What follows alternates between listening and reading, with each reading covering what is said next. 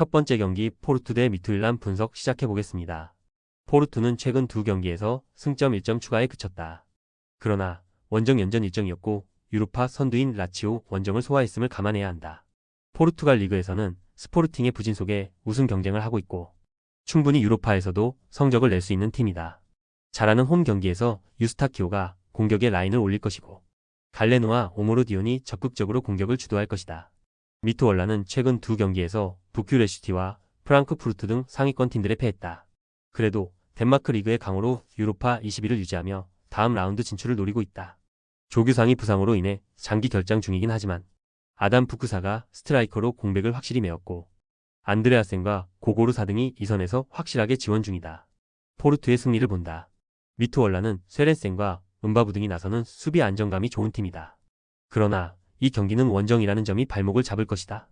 홈의 강자로 홈 경기력이 좋고 오모르디온이 안정적인 마무리를 하는 포르투가 승리하고 순위 경쟁에 불을 지필 것이다. 두 번째 경기 아약스 대 라치오 분석 시작해보겠습니다. 아약스는 유로파 시작 이후 4라운드까지 무패를 달리며 선두권에 위치해 있었다. 그러나 소시에다드 원정을 패하며 순위가 하락했고 리그에서도 라이벌인 알크마르에 패했다. 좋았던 분위기가 무너졌기에 이번 홈 경기를 통해 반등을 노려야 한다. 다행인 건 부상이나 징계로 인한 이탈자가 없다는 점이다. 브로비와 베우호스트 등 컨디션 좋은 공격진이 있고 렌시와 하토 등이 측면 돌파로 기회를 노릴 수 있다. 라치오는 유로파 1위를 질주하며 우승에 대한 꿈을 이어가고 있다. 지난 라운드에서 루도골의 상대로 무승부를 기록하긴 했지만 대회 시작 이후 4연승에 성공했다.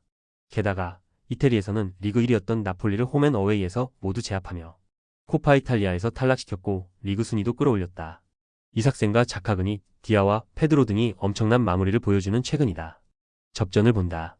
홈의 이점을 누릴 수 있는 아약스가 경기를 주도할 것으로 보인다. 핸더슨과 클라센, 베르기스 등이 중원에 나설 아약스기에 라치오 상대로도 밀릴 이유가 없다. 단, 수비 보호에 탁월한 베지노가 경기 내내 수비적으로 나와 상대의 공세를 저지할 것이고 패트릭과 로마뇰리가 최종 수비를 책임질 라치오가 쉽게 무너지지 않을 것이다. 세 번째 경기 레인저스 대 토트넘 분석 시작해보겠습니다. 레인저스는 지난 라운드에서 니스 원정을 승리하며 순위를 끌어올렸다.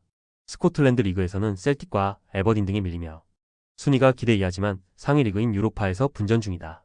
특히 니스 원정 경기가 인상적이었는데 데저스를 대신해 출전한 함자 이가마네가 위력적인 문전 침투로 멀티골을 터뜨렸고 체르니가 경기 내내 역습을 주도했다. 토트넘은 유로파 시작 이후 3연승에 성공하며 출발이 좋았다.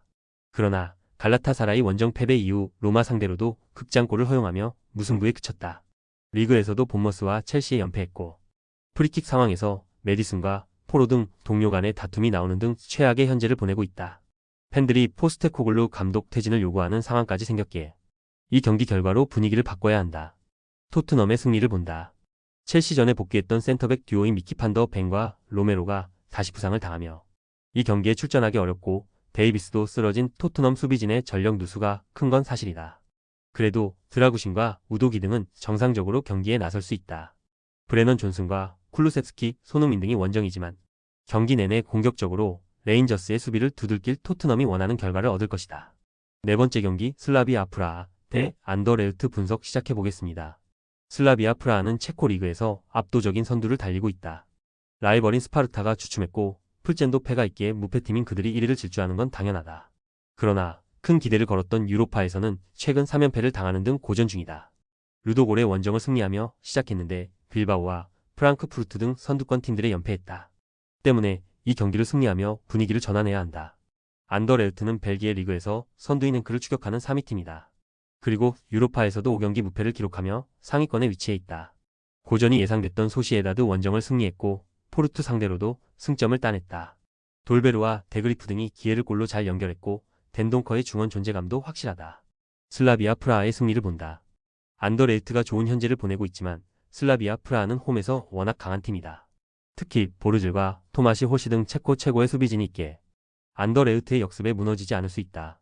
토마시 호리와 프로보드가 경기 내내 공격에 기여를 올릴 것이고 세트피스에서 제공권이 좋은 선수들을 앞세워 기회를 만들 홈팀이 승리할 것이다.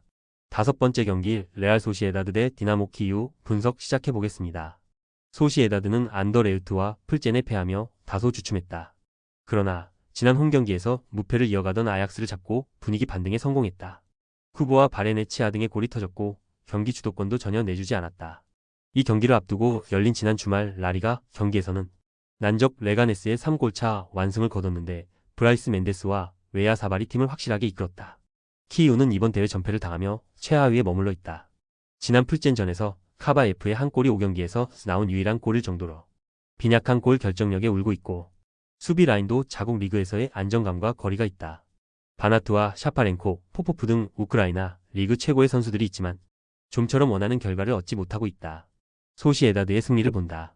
전패 중인 키이우기에 D가 없는 상황으로 무작정 라인을 올릴 수 없다. 때문에 주비멘디와 수시치가 나설 소시에다드 중원이 공격적인 원정팀을 맞아 안정적인 운영과 함께 공격으로 전환할 수 있다. 웨아 사발과 구보, 사디크가 홈에서 상대 수비를 몰아칠 소시에다드가 승리할 것이다. 조합은 아래 고정 댓글 링크로 편하게 말 걸어주시면 조건 없으며 스포츠를 좋아하시는 분들이라면 모두 환영합니다. 스포츠 당첨 어렵지만 그건 어떻게 하냐의 차이입니다. 두 눈으로 어떤 차이인지 직접 확인하시고 우리 모두 같이 승리합시다.